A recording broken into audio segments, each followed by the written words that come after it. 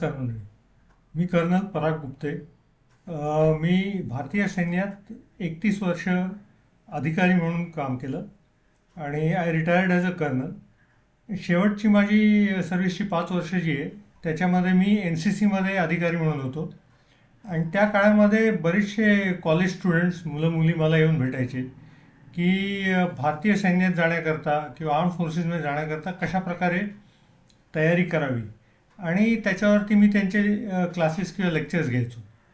तर मी असा विचार केला की आता आपण काही व्हिडिओज बनवू, प्रेझेंटेशन्स, ज्याच्याने की जे बघून तुम्हाला भारतीय सैन्यात जाण्याकरता कशा प्रकारे तयारी करावी हे कळेल. तर आता हे व्हिडिओज आपण स्टार्ट करू. Thank you. So now today in our first lecture we will talk about arm फोर्सेसमध्ये जाण्याकरता काय काय ऑप्शन्स आहेत आपल्याकडे, त्याबद्दल मी बोलणार आहे. सगळ्यात पहिल्यांदा बघूया आर्म फोर्सेसमध्ये सगळ्यांना का जायचं असतं. तर आर्म फोर्सेसमध्ये जाण्याकरता तुमची बरीच कारणं असू शकतात. पहिलं तर it is a very good career opportunity. Secondly it is a pensionable service. मग काही लोकांना ती प्राईड आहे की युनिफॉर्म घालायचं आहे मला म्हणून. की आपल्या इथे बऱ्याच लोकांना हे असतं की आर्मीमध्ये आहे, आईवडिलांनाही सांगायला चांगलं वाटतं की माझा मुलगा आर्मीमध्ये आहे. एक ऑनर आहे. तुम्ही जोपर्यंत आर्मीमध्ये सर्व्हिस करताय तोपर्यंत स्वतःसाठी एक ऑनर आहे, ॲडव्हेंचर आहे, थ्रिल आहे त्याच्यामध्ये, आणि last but not the list patriotism. To all of us can have our own reasons why we want to join the arm forces. तुम्हाला कशा करता आर्म फोर्सेसमध्ये जॉईन करायचं आहे याची तुमची आपली स्वतःची कारणं असू शकतात आणि त्याप्रमाणे तुम्ही तयारी करायची. आता आर्म फोर्सेस म्हणजे काय की मेनली आज आपण ह्याबद्दल बोलतो आहे आर्मी, नेव्ही आणि एअरफोर्सबद्दल. तर आर्मी म्हटलं तर त्याच्यामध्ये काय की तुम्हाला थोडं समजलं पाहिजे की आर्मीमध्ये काय काय येतं. ते पहिलं आहे की फायटिंग आर्म्स. फायटिंग आर्म्समध्ये इन्फंट्री आहे, आर्मर्ड कोर आहे, इंजिनियर्स आहे, आर्टिलरी आहे. मग त्यांच्या आर्मीमध्ये सर्व्हिसेस पण आहेत. सर्व्हिसेसमध्ये आर्मी सप्लाय कोर आहे, ऑर्डनन्स, सिग्नल्स यासारखे कोर्स आहेत. मग नेक्स्ट इज तुम्हाला जर एअरफोर्समध्ये जायचं असेल तर एअरफोर्समध्ये तुम्हाला एक कळलं पाहिजे की एक फ्लाईंग ब्रांच आहे आणि एक लॉजिस्टिक्स ब्रांच आहे. आणि जी फ्लाईंग ब्रांच आहे त्याच्यामध्ये at the higher category you may say की त्यांचे फायटर पायलट्स आहेत, त्यानंतर ट्रान्सपोर्ट एअरक्राफ्ट्स आहेत आणि हेलिकॉप्टर पायलटसुद्धा आहेत. त्याचप्रकारे जर तुम्ही नेव्हीचं बघितलं तर नेव्हीमध्ये काय आहे की you have operations at sea and operations at the port. Now तुम्ही जर आर्म फोर्सेसमध्ये जॉईन करायचं असेल तर as what capacity you can join the arm forces. त्याच्यामध्ये you can join the arm forces as an officer और you can join the arm forces as a jawan, airman और seller. आता आपले हे जे लेक्चर्स होणार आहेत त्याच्यामध्ये मी जास्त करून हे ऑफिसर्सच्या सिलेक्शनबद्दल बोलणार आहे. कारण मला असं वाटतं की आपल्या राष्ट्रातनं बरेचशा मुलांना ही केपेबिलिटी आहे आर्मीमध्ये किंवा आर्म फोर्सेसमध्ये जाण्यासाठी, ऑफिसर बनण्यासाठी.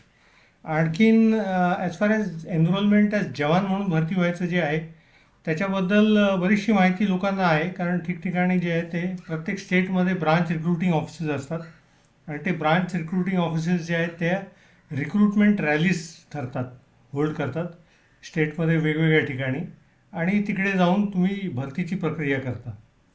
जे ऑफिसर्सचं सिलेक्शन आहे ते नॅशनल लेवलला होतं आणि त्याच्यामध्ये मेनली काय असतं की तुम्हाला एक रिटन एक्झाम असते आणि सगळ्यात इम्पॉर्टंट म्हणजे एक सर्व्हिसेस सिलेक्शन बोर्ड इंटरव्ह्यू असतो.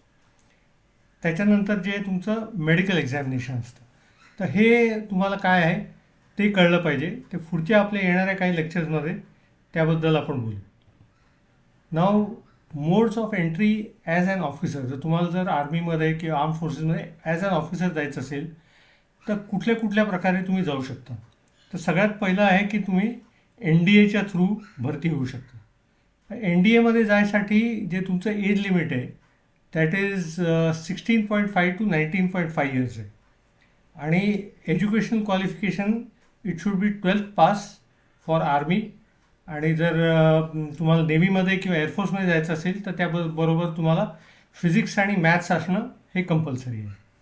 ज्या वेकन्सीज आहेत नॅशनल डिफेन्स अकॅडमी खडकवासल्याच्या ते 320 वेकन्सीज आहेत आणखीन वर्षातनं दोनदा त्याची एक्झाम होते, दोनदा टर्म्स स्टार्टसुद्धा होतात. आणि या 320 पैकी आर्मीच्या 208 वेकन्सीज आहेत, एअरफोर्सच्या 70 वेकन्सीज आहेत, नेव्हीच्या 42 वेकन्सीज आहेत.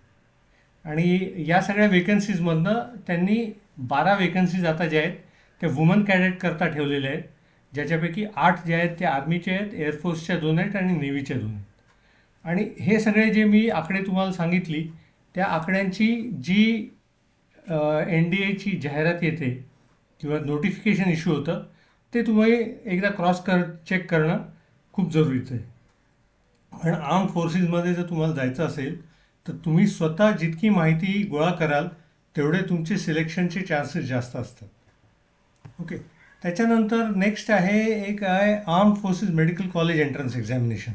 तो arm forces medical college is essentially like college. त्याचं एज जे आहे ते एक्झामसाठी 2 एज ग्रुप्स आहेत, 2 वेगवेगळ्या ह्याच्याकरता. ते तुम्हाला जर का 12वी नंतर जॉईन करायचं असेल तर तुमचं educational qualification 10+2 with physics chemistry biology plus NEET exam clear केली पाहिजे. आणखीन त्याचा एज ग्रुप जो आहे तो 17 to 22 इयर्स आहे. जर तुम्हाला ग्रॅज्युएशन केल्यानंतर जॉईन करायचं असेल तर you have to get BSc मध्ये 60% प्लस जे आहेत मार्क्स असले पाहिजेत. आणि एज ग्रुप जो आहे तो 20 to 24 इयर्स आहे. ह्याच्यामध्ये 130 वेकन्सीज आहेत वर्षाला, त्यापैकी 105 वेकन्सीज मुलांकरता आहेत आणि 25 वेकन्सीज मुलींकरता आहेत. पुन्हा आय विल टेल यू हे वेकन्सीज वगैरे जे आहेत ते तुम्ही नोटिफिकेशनप्रमाणे बघा काय आहेत ते. जस्ट जनरल नॉलेज करता मी तुम्हाला इथे सांगतोय. नेक्स्ट जे आहे एक ऑप्शन आहे मिलिटरी नर्सिंग सर्व्हिस. पर एज जे आहे ह्याचं 17 to 25 इयर्स आहे. Educational qualification you have to do BSc nursing /MSc nursing and then appear for the NEET also. वेकन्सीजच्या नोटिफिकेशनप्रमाणे इश्यू होतात.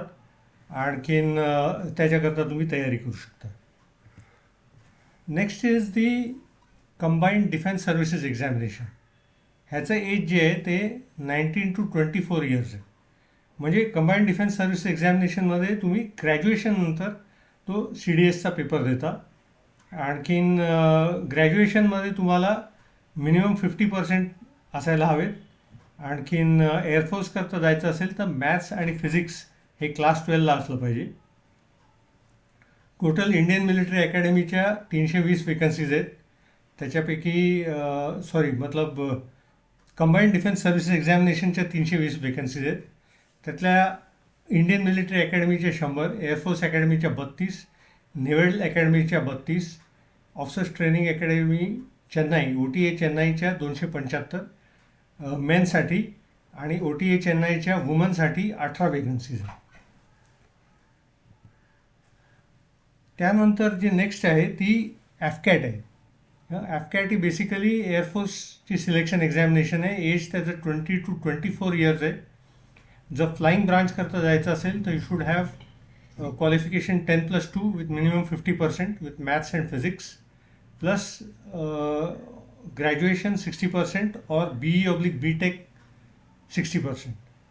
तो हे एज्युकेशनल क्वालिफिकेशन्स तुमच्या नोटिफिकेशनप्रमाणे चेक करा. आणखीन त्या AFCATच्या एक्झामकरता तुम्ही अपिअर करू शकता. वेकन्सीज साधारणपणे 300 वेकन्सीज असतात आणि त्याप्रमाणे तुम्हाला ॲडमिशन भेटते. जे हाईट क्रायटेरिया आहे त्याच्यामध्ये मिनिमम हाईट फ्लाईंग ब्रांच करता men/women इट इज 162.5 सेंटीमीटर्स आणि ग्राउंड ड्युटी करता it is 157.5 centimetres for men and 152 centimetres for woman. तर हे सगळे जे आहेत ते तुमचं जे नोटिफिकेशन इश्यू होतं त्याप्रमाणे चेक करा आणि फॉर्म भरा. Next is the Indian naval academy Ezhimala केरलामध्ये आहे. त्याची जी SSC म्हणून एक्झामिनेशन असते तो त्याच्यासाठी एज जे आहे 16.5 to 20 to 24 years. Educational qualification either you can go after 10+2 equivalent 70% with 70% in PCM and 50% in English and should have qualified in JEE means. तर ह्याच्यात साधारणपणे 250 वेकन्सीज आहेत आणि हे जे आहेत काही बरेच ऑप्शन्स आहेत हे जे तुम्हाला आर्म्ड फोर्सेसमध्ये जाण्याकरता तुम्ही एक्सप्लोअर करू शकता. तो मेन ज्यांना जे मध्ये ज्यांना जायचं आहे त्यांना जे नॅशनल डिफेन्स अकॅडमीकरता ट्राय करू शकता तुम्ही किंवा कंबाईंड डिफेन्स सर्व्हिसेस एक्झामिनेशन करता ट्राय करू शकता.